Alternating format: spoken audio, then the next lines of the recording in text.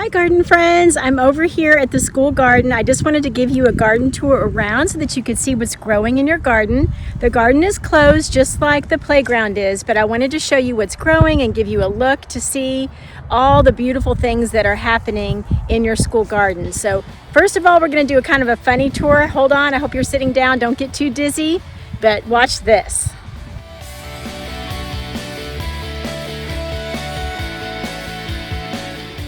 All right, now that we did kind of that silly video, let's do one where you can actually see what's going on. I'll go up to each plant and give you a look at some of the cool things that are growing in your garden. So starting over here in the vegetable garden, this beautiful color, this is called Swiss chard. It's a vegetable. It's beautiful. I love growing it just for the color. I just think this color is fabulous. Look at this stem.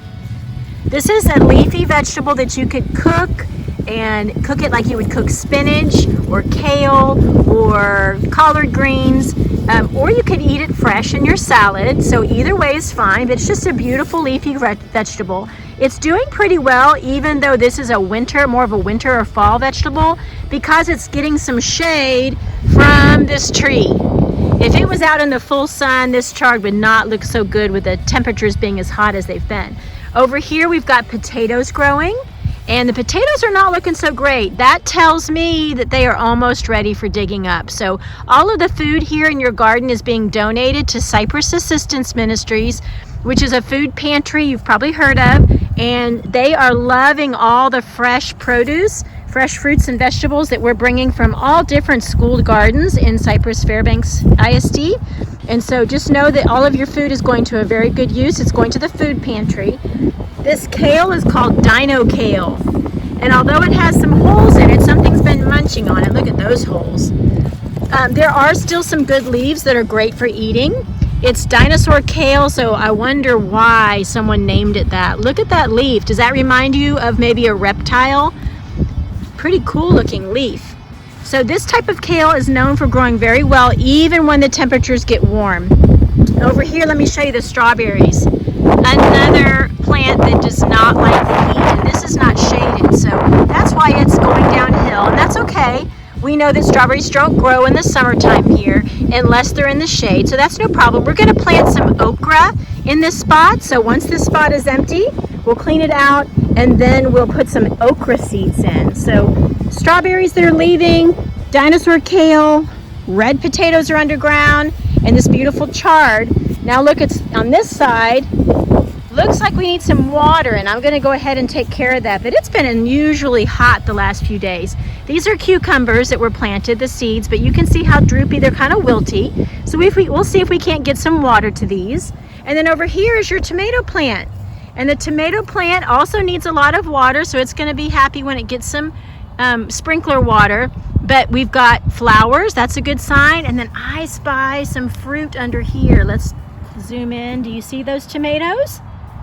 So very nice. We have tomatoes and flowers, which mean more tomatoes are on the way. Tomato plants, this one is in a cage. Let me get my shadow out of the way. And the cage is here to support the plant so that it doesn't fall over as it gets bigger and bigger and bigger. So pretty good looking vegetable garden situation. All it needs is some water, and then we'll keep fertilizing with organic fertilizer also. Over here in your butterfly garden, everything's looking good. Still a little bit droopy because it's so hot, but look at these beautiful salvia. A lot of times friends get confused and think that these blue flowers are bluebonnets, but these are much taller than bluebonnets, number one, and salvia bloom year round, and bluebonnets only bloom in the spring, and there's really only a few weeks we get to enjoy bluebonnets, and then they're done for the whole year. So these are called salvia. We of course have sunflowers. Your school always has wonderful sunflowers in the summer. This is Lantana, another great nectar plant for butterflies. Over here, we have some lemongrass. Looks like a big giant weed, but this has a wonderful aroma.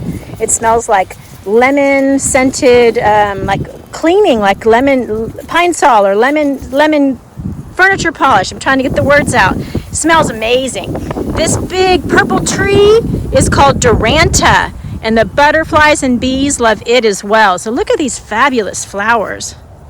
Duranta is a really great plant. You can grow it either as a bush or as a tree like it is here. Let me stop a minute and come back. Over here we have another salvia, and this salvia is a red variety. Hummingbirds love this salvia. So salvia is a good nectar plant. And then down here we have some bronze fennel. It smells amazing. It's an herb, so you could use this in cooking, but it's also a host plant to swallowtail butterflies. So you might see some caterpillars munching on this summer. And I don't see any right now, but just know that this is a good place to look for caterpillars on the bronze fennel. Let's continue around. There's some more herbs. There's oregano that's flowering. There's some thyme down here. These are all names of herbs. This is rosemary, another wonderful smelling herb. And then let's look over here at your wildflowers. I hope that wind isn't so loud that you can still hear me. So the bluebonnets are almost all the way gone. There's a few little flowers left. But the amazing thing we want to see now are these seed pods. So bluebonnets make their seeds inside of a pod. And a pod is a protective covering. Once the pod turns brown, it'll pop open. Look at these. I'll pull this off. These have already popped. Nature takes care of itself. The seeds were inside. While the seeds are growing and developing, the pod is still green. And then when it turns yellow and then brown on the day that it's ready, these seed pods burst open and the seeds fall to the ground. And guess what? That is next year's bluebonnet garden. All of the seeds that are popping. Some of them are popping out here. Let's see if I can find one. There's one right there. Let me zoom in. Do you see that brown seed? It looks like a little rock. This right here. That is a bluebonnet seed. Nobody planted that seed. It popped out of one of these pods.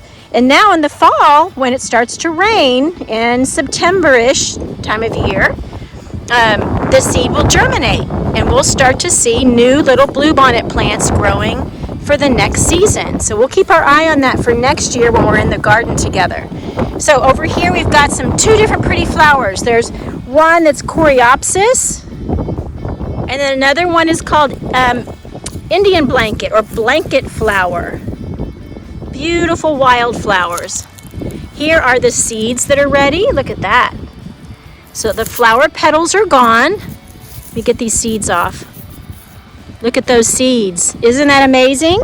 So the life cycle of this plant, the flower blooms, then the flower dies, then the seeds grow, and now the seeds are blowing in the wind. That's seed dispersal, right? Those seeds go back into the garden and they'll grow a whole new plant.